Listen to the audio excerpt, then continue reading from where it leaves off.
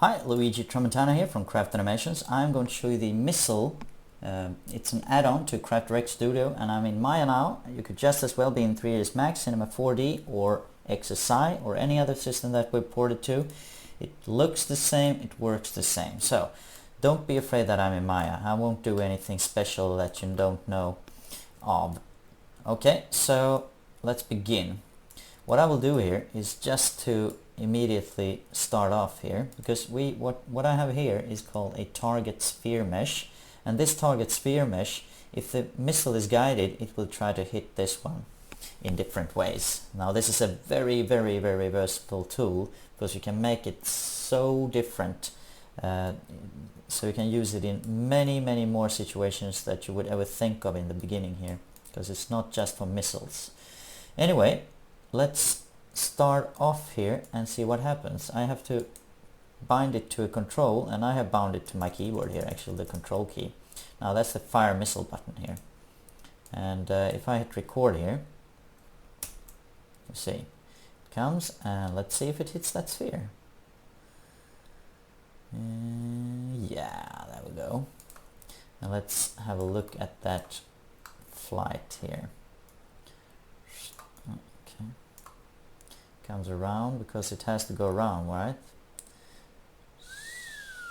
And it comes in there and bang. Okay, so the next thing I want you to notice here is that there's a new mesh that is being created, and as we see here, the keyframes, these are totally ordinary keyframes. You can do whatever you like with them in the graph editors of your applications, so nothing special about them at all, and they're clean as a whistle. Even though they are motion capture data through simulation, they are very clean, and we have such a robust animation controller, internal animation controller, that does this, that the outputted ordinary keyframes, that your keys that you have on the missile and all other tools, is simply just so easy, clean, that you don't have to do anything with them like that.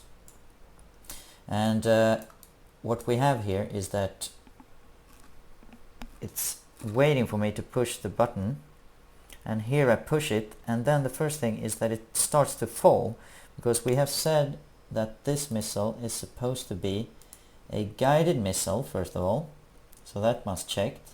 And then we have let's see here, here it is, ignition time 0.2 seconds.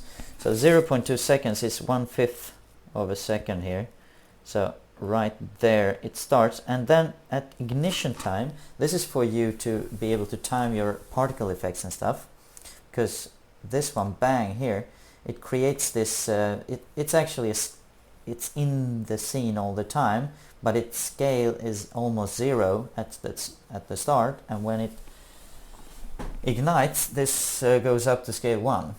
So we can see what the scale is for this mesh right now. It's 0 practically, and then when it ignites, it's just bang, it becomes large. So you can actually use this one because it rotates and everything, so you can make a quite nice flame from this one with a mesh, with a texture that glows and everything. So I usually like to use that one if it's not a very important job.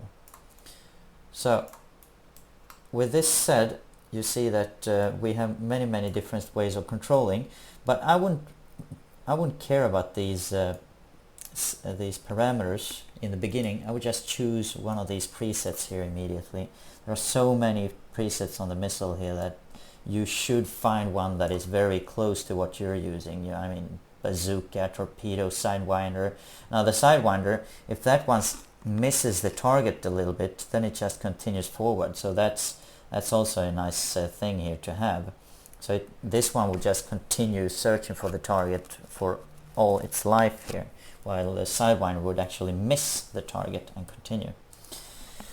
And from these profiles you can then adjust the parameters when you become more used to it, to fit you have laser guided bomb, the magic bullet if you shoot the special sci-fi bullets, and you can have car missiles, airplane missiles, different kinds of airplane missiles, anti-tank missile, handheld, yeah, and then silo, heavy silo, these huge missiles.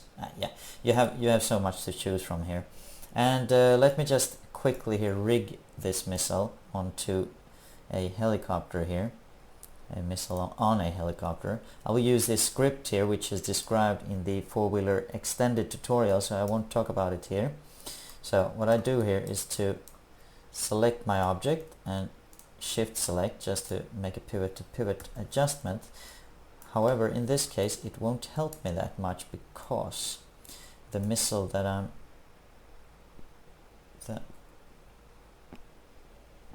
am okay, I think I pressed the X here or something. Okay, anyway, let's have a look at this. I just move it there, and let's hope I don't do that again. And what I do here, this is quite a good trick. I make this one a child of this, so that I can align it, and I just put the rotations to 0 here, meaning it becomes has the same rotations, and then I rotate it, say 180 degrees, like that. So now it's nicely sized, and then I scale it down so that it fits the missile I'm going to use, like that. Perhaps move it a little bit. Yeah, it's not in the same direction right now, but anyway, so what I do here when I have scaled it is that I take this high poly missile, and first of all I have to unparent it, so it's not the child to it anymore. In 3ds Max you just use the align tool. That's the easiest way. So here now I have sized the missile bone here, and now I need to skin it. So I'm skinning it by simply making the high poly a child of this mesh here. So I hit P there, and otherwise if I want to do layered animation, it's actually wiser to get this high poly mesh and make it a child of this relocator, because then that means that you can move the high poly mesh and animate it relative to this one afterwards. Also, part 3 of the 4-wheel extended tutorial will explain a little bit about this. So now we're actually ready here, almost, because the last thing I want to do here is to attach the missile to the helicopter. Well, I just attach it through, make it a child of the helicopter. So now it follows the helicopter, and it's ready to be shot from that helicopter. Let's see if we can move this a little bit. Actually that way and that way, like that.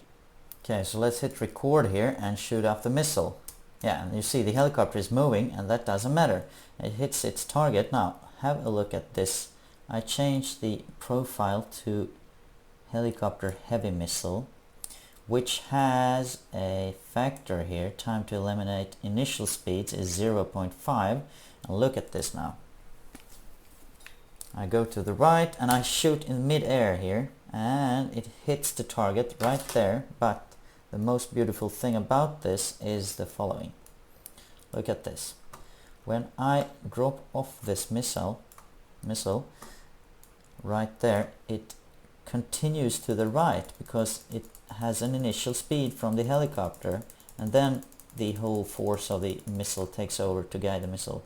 So that is really, really important in airplane dogfights and stuff, that the missile actually follows the initial speed, like if you shoot a missile in a roll or something. Right, so that's that. And the last thing I'm going to show you is a nice little feature. If you want to shoot many missiles but not all at the same time, then we have a factor here called the, let's look at the missile, the fire nth time. That's 1, and for the second it's the nth time is 2 and 3. This is like a counter that and all of these missiles have the same button to shoot away the missile, and this is their corresponding target. So if I hit record here, the first missile flies off the first time I press it, and the second time, and so on. So I can shoot them and they all follow their respective targets, like that. And that's all I'm going to show you. Thank you very much. Have a fun time with this tool. Bye bye.